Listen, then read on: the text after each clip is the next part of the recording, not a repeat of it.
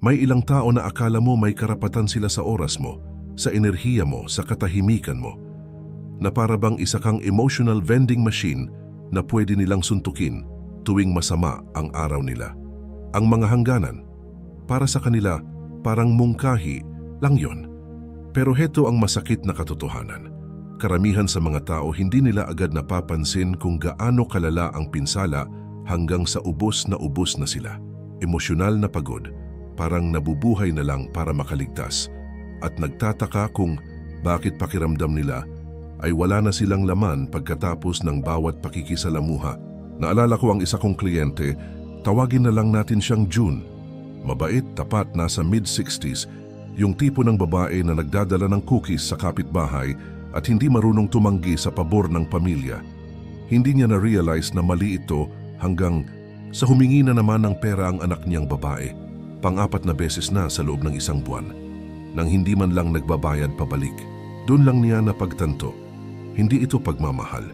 Ito ay entitlement na nagtago sa loob ng isang dugong magkakapamilya.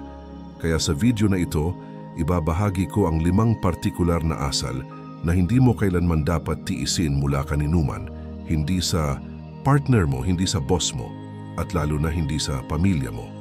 Dahil kapag patuloy mong pinalalampas ito, ikaw ang nagbabayad ng halaga.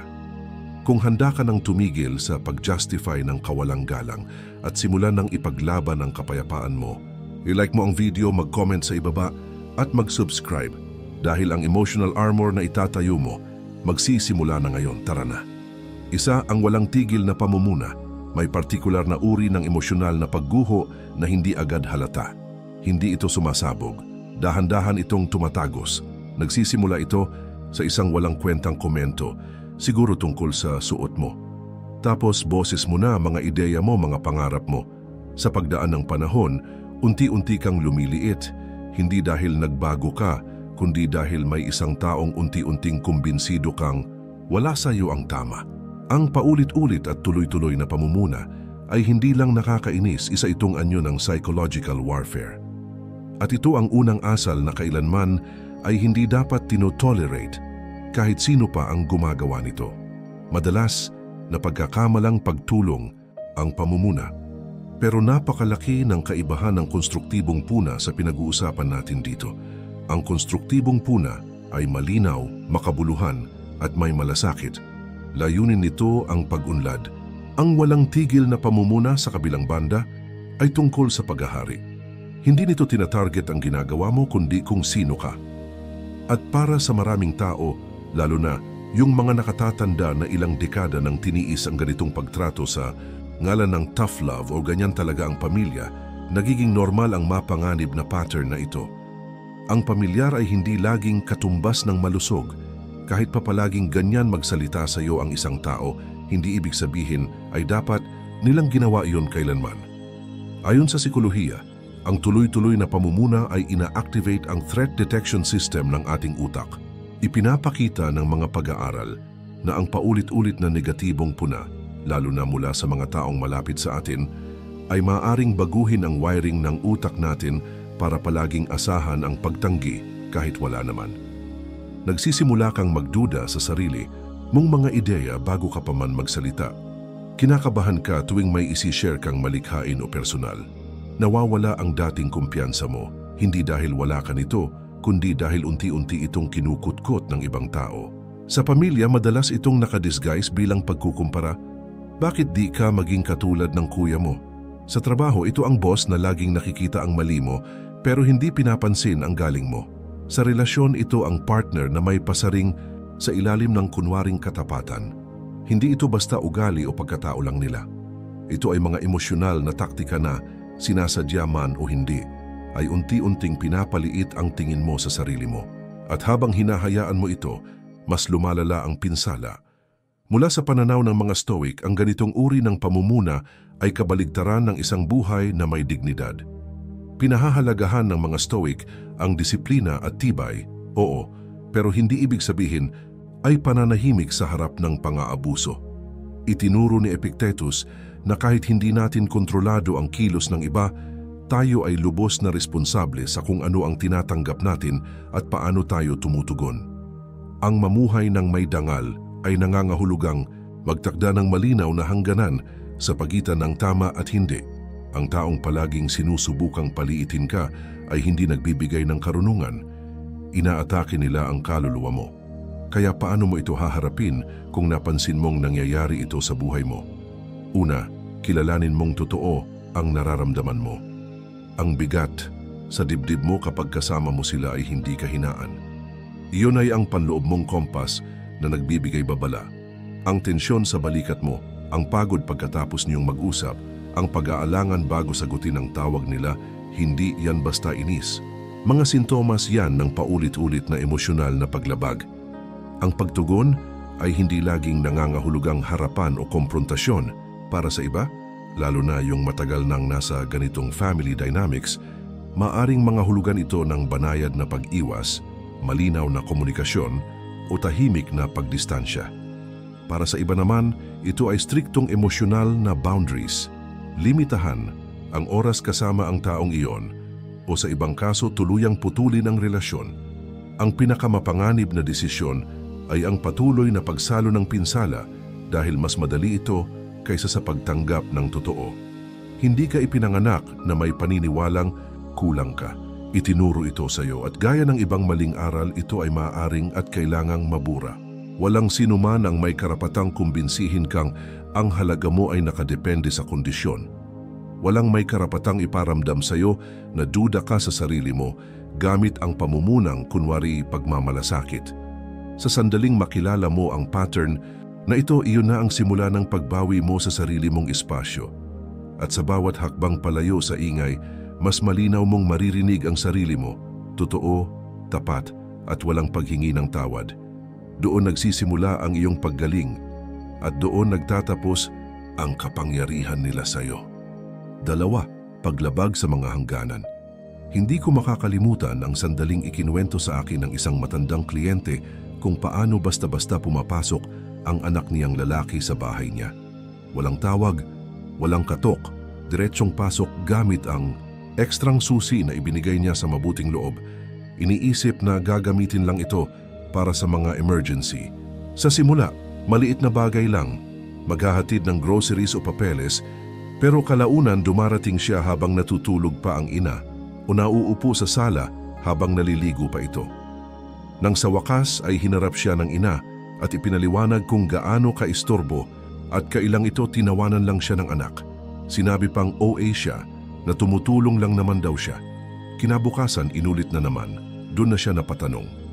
Bakit parang ako pa ang may mali sa pagnanais ng kaunting privacy sa sarili kong bahay? Ganyan ang hitsura ng paglabag sa hangganan. At ito ang ikalawang uri ng asal na hindi dapat palampasin mula kanino man.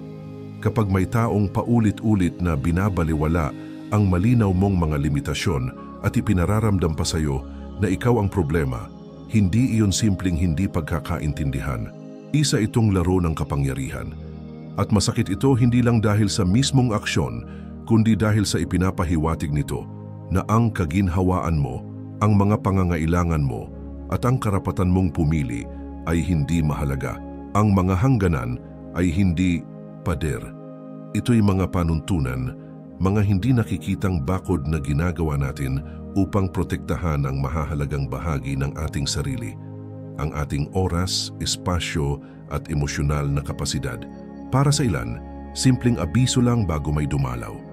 Para sa iba, iwasan ang usapang relihiyon o politika sa hapagkainan. Sa relasyon, maaaring nangangahulugan ito ng oras para sa sarili, pagiging bukas sa usaping pinansyal o paggalang sa digital privacy. Wala sa mga ito ang masyado, pero madalas, ang mga taong lumalabag sa hangganan, lalo na yung pinakamalalapit sa atin, ay ginagawa tayong parang tayo pa ang demanding. May mga taong tumatawid sa hangganan dahil hindi sila naturuang kilalanin ito. Lumaki sila sa kapaligirang ang emotional na access ay hinihingi, hindi kinikita. Kung saan ang pagiging malapit ay kontrol, hindi malasakit. At patuloy nilang inuulit ang ganitong pattern.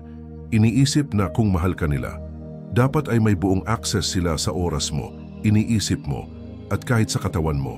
Ngunit may mas mapanganib pang uri ng lumalabag, ang manipulador. Yung mga eksaktong Alam ang ginagawa nila. Hindi nila bigla ang binabasag ang pinto. Unti-unti nila itong tinutulak. Kaunting tulak dito, kaunting hila doon, sinusubukan kung hanggang saan sila makakaabot bago ka pumalag. Kapag nagsalita ka na, tatawagin ka nilang OA, makasarili o malamig. Ginagamit nila ang malasakit mo laban sa'yo at pinaparamdam na mali ang pagkakaroon ng pamantayan. Ang mga banayad na paglabag ang pinakadelikado dahil napakaunti at unti-unti silang nangyayari. Ang katrabaho na paulit-ulit nagbibiro tungkol sa personal mong buhay. Ang magulang na binabanggit ang masasakit na alaala sa harap ng ibang tao. Ang kaibigang umutang pero iniiwasang magbayad. Ang partner na aksidenteng nababasa ang mga mensahe mo pero kunwaring hindi sinasadya. Bawat sitwasyon ay maaaring mukhang maliit pero bawat isa ay kumakain sa respeto mo sa sarili. Hanggang sa mawalan ka na ng pakiramdam na karapat-dapat ka sa kahit pinaka-basic na hangganan. Mula sa pananaw ng Stoic, ang pagtatakda ng hangganan ay isang mahalagang anyo ng pamamahala sa sarili. Sabi ni Epictetus, walang sinuman ang may kapangyarihan sa loob ng mundo mo, maliban na lang kung ibinibigay mo ito. Ngunit maging ang panlabas na mundo, ang oras, enerhiya at espasyong hawak natin araw-araw ay nangangailangan din ng pagbabantay. Kapag pinahihintulutan mong tuloy-tuloy kang salantain ng iba, hindi mo lang ibinibigay ang enerhiya mo, unti-unti mo ring nakakalimutang alagaan ang sarili mong teritoryo. Hindi agresyon ang susi, kundi kalinawan. Kapag may lumampas sa hangganan, magsalita ng malinaw, hindi emosyonal, hindi mahaba. Klaro, ilarawan ang ginawa nila, sabihin kung paano ito nakaapekto sa'yo at tukuyin kung anong kailangang magbago.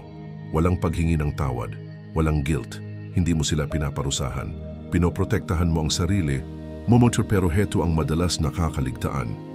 Ang hangganang walang kaakibat na resulta ay mungkahi lamang, hindi pamantayan. Kapag patuloy na nilalabag ang limitasyon mo, kahit na ipinaliwanag mo na ito ng maayos, hindi na ito oras para sa isa pang pag-uusap. Panahon na para sa aksyon. Maaaring mga hulugan ito ng pagbawas ng oras kasama sila, pagputol ng ilang uri ng usapan o sa ilang kaso tuluyang pagputol ng koneksyon. Habang mas matagal mong tinitiis ang paulit-ulit na paglabag, mas binibigyang lakas mo ang mensaheng ang mga linya mo ay pwedeng baguhin at kalaunan mawala. Walang tunay na nagmamahal sa iyo ang magrereklamo sa hangganan mo. Maaring mabigla sila sa simula pero mag-a-adjust sila. Magtatanong sila, rerespetuhin nila ito dahil ang tunay na pagmamahal ay hindi tungkol sa access. Ito ay tungkol sa respeto. At ang sino mang nagsasabing hindi makatwiran ang mga hangganan mo ay hayagang ipinapakita kung gaano kababa ang tingin nila sa kalayaan mo. Kaya tanungin mo ang sarili mo, ilang beses ka nang nakaramdam ng hindi komportable pero hindi nagsalita? Ilang pagkakataon mo nang nilunok ang katotohanan mo dahil mas madali ang katahimikan? Maaring kailanganin mo yun noon, pero hindi na yun katanggap-tanggap ngayon.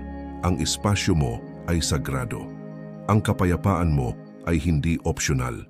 At ang mga hangganan mo ay hindi na pag-uusapan. Gawin mong malinaw, ito ang linya na hindi na dapat lampasan ni Numan. 3. Manipulasyon at gaslighting. Alam mo ba na ang mga taong matagal ng biktima ng gaslighting ay maaring mawalan ng kakayahang makilala kung ang nararamdaman nila ay intuition o anxiety? Ganyan kalalim ang pinsalang dulot ng emosyonal na manipulasyon. Hindi ito nag-iiwan ng pasa. Ang iniiwan nito ay kalituhan, hindi ito sumisigaw. Bumulong ito hanggang sa tumigil na ang tinig mo sa loob. Ito ang ikatlong asal na kailanman ay hindi dapat palampasin. Di tulad ng ibang anyo ng abuso, ang manipulasyon at gaslighting ay hindi nagpapakilala ng hayagan. Tahimik silang kumikilos. Hindi sila basta pumapasok sa buhay mo. Unti-unti silang pumapasok, parang tulong, parang may malasakit, parang pagmamahal pa nga, at dahil doon sila mas delikado. Kung ang tuloy-tuloy na pamumuna ay sinisira ang kumpiyansa mo, ang manipulasyon naman ay winawasak ang kalinawan mo. Hindi mo lang alam kung ano ang nararamdaman mo. Hindi mo na rin alam kung may karapatan ka pa bang maramdaman ito. Sa simula, banayad lang. Isang linya dito, isang kontradiksyon doon. Ang OA mo naman. Hindi ko sinabi o yan. Ikaw kasi, binabaluktot mo palagi ang mga sinasabi ko. Maingat na pinipili ang mga salitang ito. Hindi lang sila tumututol sa'yo. Binubura ka nila. At sa paglipas ng panahon, ibinibigay mo ang katiyakan mo kapalit ng katahimikan hanggang sa mawala na ang tiwala mo sa sarili mong alaala, desisyon at kutob. Hindi ito ordinaryong pagtatalo. Isa itong psychological displacement. Ngayon, huminto ka muna. Ano ang nararamdaman mo kapag kasama mo sila? Umaalis ka bang parang may hindi ka naintindihan? Paulit-ulit mo bang iniisip ang mga pinag-awayan nyo? Pilit pinapatunayan sa sarili mong hindi mo lang ito inimbento?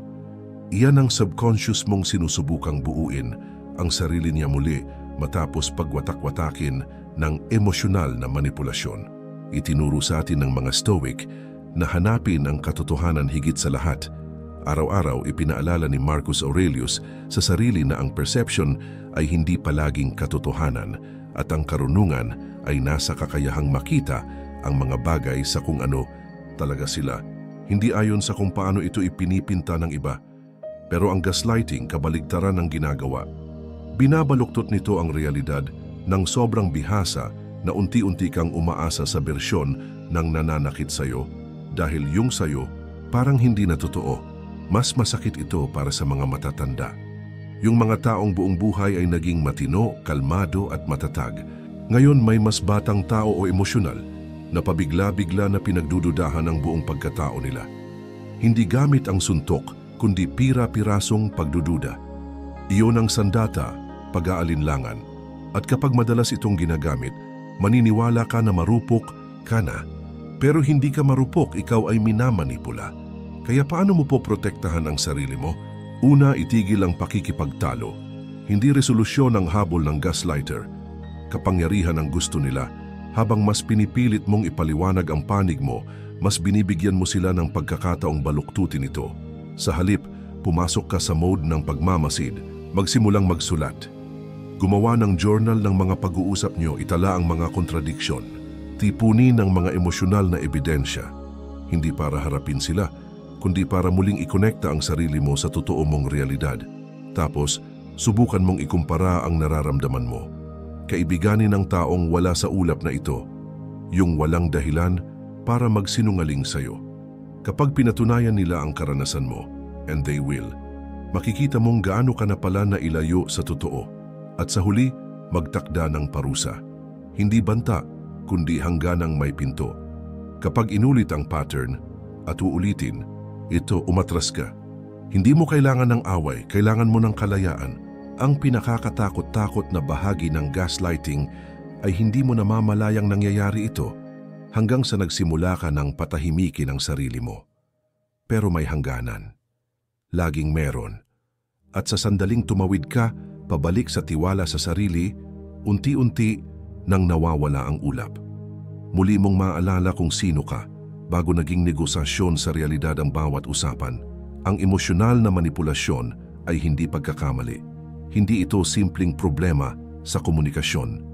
Isa itong planado at maingat na sistemang ginawa para sa kontrol. At walang taong tunay na nagmamahal sa iyo ang gugustuhing lituhin ka, paliitin ka, o sirain ang pinakaugat ng pagkatao mo. Kaya pakinggan mo ang pagkailang, sundan mo ang pattern, at kapag may taong paulit-ulit na pinaparamdam sa iyo na nawawala ka sa sarili mong isip, oras na para putulin mo ang access nila sa iyo. Hindi iyon kahinaan. Iyon ay karunungan at yon, panahon na para bawiin mo ito. 4. Kasinungalingang sumisira ng tiwala. May katahimikang bumabalot sa paligid sa mismong sandaling malaman mong may nagsinungaling sa'yo. Hindi dahil sa simpleng hindi pagkakaintindihan, hindi maliit na bagay na nakaligtaan, kundi isang totoong kasinungalingan. Sinadya, pinag-isipan, at sinabi ng buong kumpiyansa. Sa sandaling iyon may nababasag. Hindi lang ang tiwala mo sa kanya, kundi may nababasag din sa loob mo. Parang 5 minuto lang ang nakaraan, malinaw pa ang mundo. At ngayon, parang hindi mo na ito maintindihan. Ang paulit-ulit na pagsisinungaling ay ang ika-4 na asal na kailanman ay hindi dapat palampasin. Hindi sa relasyon mo, hindi sa tahanan mo, at lalong hindi sa puso mo. May mga kasinungalingang balot sa karisma. May iba namang may kasamang mga palusot, pero pare-pareho lang ang dulo. Unti-unting nauuga ang emosyonal mong pundasyon. At hindi iyong malalaking kasinungalingan ang pinakamasakit. Ang tunay na sumisira ay yung mabagal pero tuloy-tuloy na patak ng panlilinlang. Yung mga maliit lang naman, yung mga kalahating katotohanan, mga pangakong hindi tinutupad, mga nakalimutan ko lang, at mga kwentong palaging may kaunting butas, hindi eksakto, pero sapat para pagdudahan mo kung dapat mo pa bang alamin pa. Ang ganitong uri ng pagsisinungaling ay hindi lang nakakainis, ito ay nakakabaliw. Kapag palagi kang nililinlang, nawawala na rin ang tiwala mo, hindi lang sa iba, kundi pati sa sarili mo. Nagsisimula kang kwestiyonin ang kutob mo, paulit-ulit mong kinukumpirma ang alaala mo. Naiinis ka sa sarili mo sa tuwing umaasa ka na sana totoo sila. Ang pagguho ng tiwala sa sarili, iyan ang tunay na halaga ng pananatili sa piling ng taong hindi kayang magsabi ng totoo. At ang pagsisinungaling ay hindi lang yung tahasang kasinungalingan. May omission, yung mga bagay na hindi nila sinasabi pero alam mong mahalaga. May minimization, yung pinapaliit nila ang bigat ng masamang ginawa. May deflection, yung nililihis ang usapan sa tuwing sila'y dapat nang managot. At meron ding betrayal na mukhang kabaitan, yung sinasabi ang lahat ng tamang bagay, pero sa likod mo kabaligtaran ang ginagawa. Ang mas nakakabahala, normal na ito para sa marami. Nabubuhay tayo sa mundong tila tinatrato ang panlilinlang bilang taktika para hindi masaktan, para iwas gulo, para mapababa ang expectations. Pero sa totoo, mga iba't ibang anyo lang ito ng manipulasyon.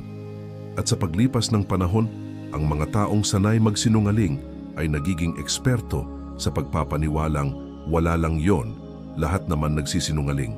Masyado ka lang strikto. Kung mahal mo talaga ako, titigilan mo na ang pagiging mapuna.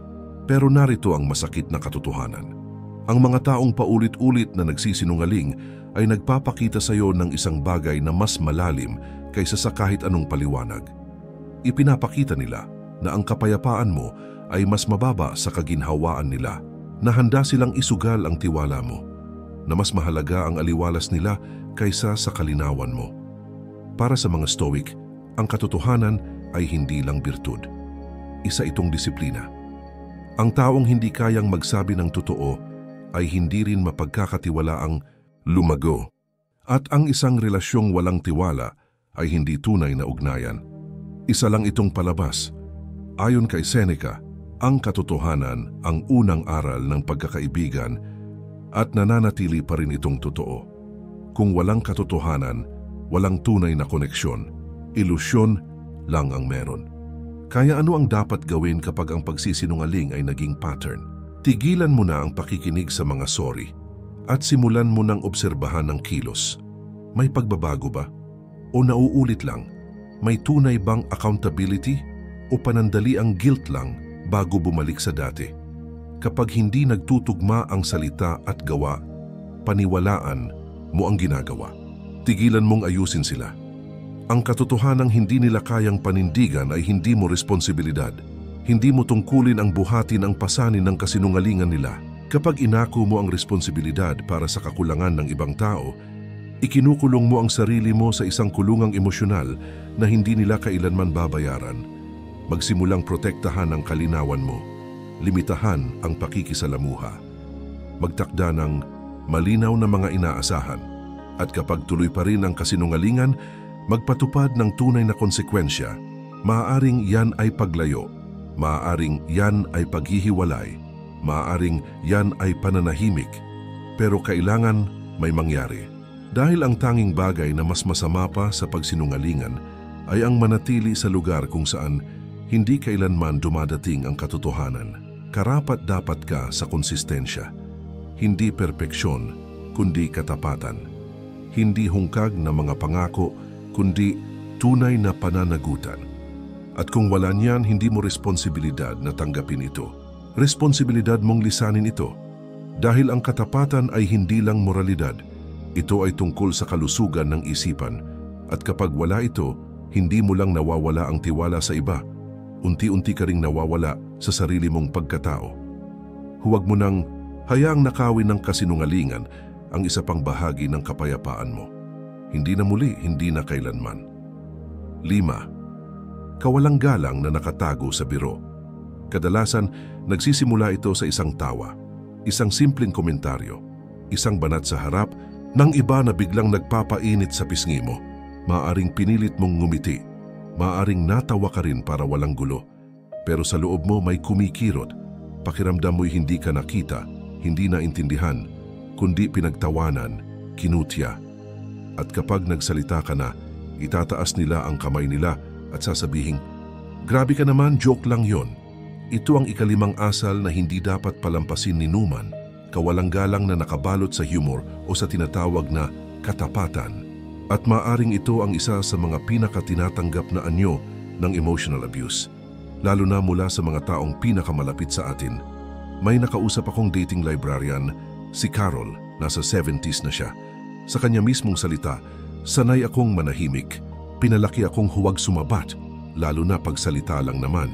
Ang kapatid niyang palaging prangka raw ay may ugaling magkomento tungkol sa timbang niya, bahay niya, hiwalay niya.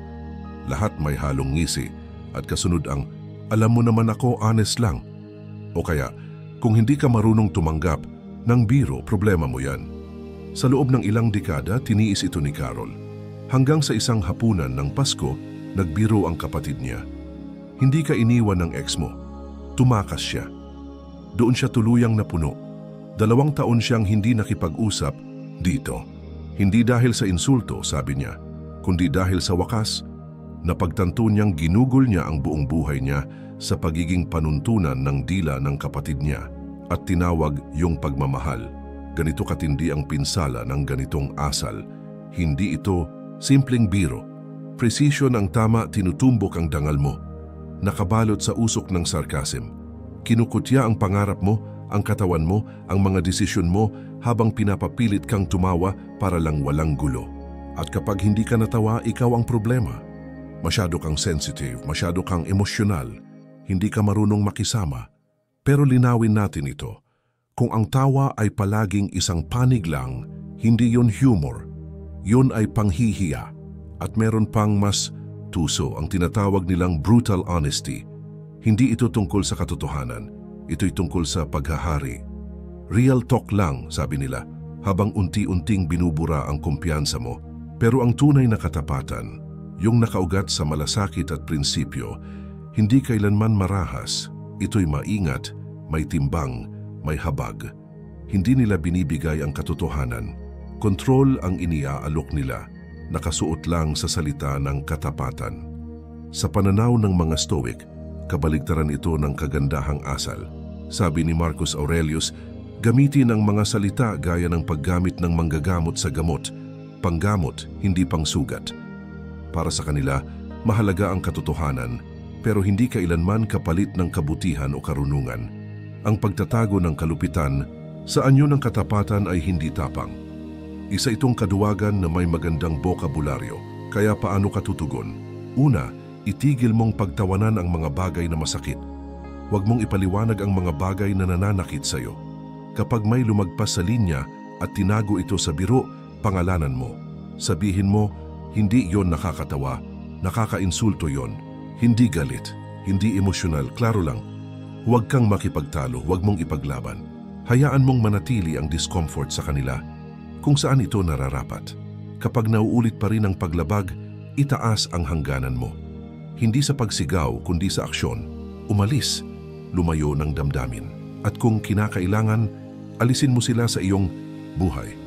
Dahil ang paulit-ulit na kawalang galang kahit pa nakabalot sa "di ko naman sinasadya" ay totoo pa rin. Hindi nawawala ang sakit dahil sinundan ito ng char lang. Ang mga taong karapat-dapat sa oras mo ay yung mga nagmamalasakit sa epekto ng mga salita nila, hindi lang sa intensyon nila. At kung ang taong yon ay malapit sa iyo, kaibigan, kapamilya, partner, tandaan mo ito. Ang pagiging malapit ay hindi lisensya para tapakan ka. Hindi mo kailangang bigyan ng access ang sino mang ginagawang libangan ang mga insecurities mo. May karapatan kang sabihin, hindi nakakatawa yan. May karapatan kang sabihin, hindi yan pagmamahal. May karapatan kang hindi magsalita at lumakad palayo mula sa mga taong ginagawang koneksyon ang kalupitan. Dahil ang dignidad mo ay hindi usapin na pwedeng pagdebatehan, hindi sa harapan mo, hindi na ngayon. Narinig mo na ang 5 asal na hindi kailanman dapat palampasin kahit papamilya pa ang gumagawa. Paulit-ulit na pagpuna, paglabag sa hangganan, gaslighting, kasinungalingan, kawalang galang na nakatago sa ngiti at biro. Hindi ito ugali lang, babala ito. At ngayong alam mo na, ang tunay na tanong ay anong gagawin mo dahil ang pagtitiis ng toxic na asal ay hindi lakas. Pagod yun. Sa bawat pagkakataong hinahayaan mong lampasan ang hangganan mo ng walang kapalit, tinuturuan mo sila at ang sarili mo na ang kapayapaan mo ay pwedeng isantabi. Hindi pwede. Kaya huminto ka muna at tanungin, puno ba ako o ubos sa relasyong ito? Kung mas maraming binabawas sa iyo kaysa ibinibigay, hindi yan pagmamahal. Yan ay pinsala na nakadamit ng katapatan. Magsimula sa maliit. Magtakda ng isang malinaw na hangganan. Sabihin ng isang hindi na walang kasamang sorry. Ituwid ang isang biro na hindi nakakatawa. Ang mga munting gawaing ito ng paggalang sa sarili, iyan ang mga unang hakbang sa pagbabalik ng isang buhay na ligtas, matatag at tunay na iyo. Kung tumimo sa iyo ang video na ito, like, comment at subscribe, hindi ka nag-iisa at maaaring ang boses mo, yan mismo ang kailangan marinig ng iba ngayong gabi. Ang susunod na video sa screen mo, iyan ang susunod mong hakbang tungo sa kapayapaan. I-click mo na dahil napatunayan mo na kaya mong harapin ang katotohanan. Ngayon, tuloy-tuloy na tayo.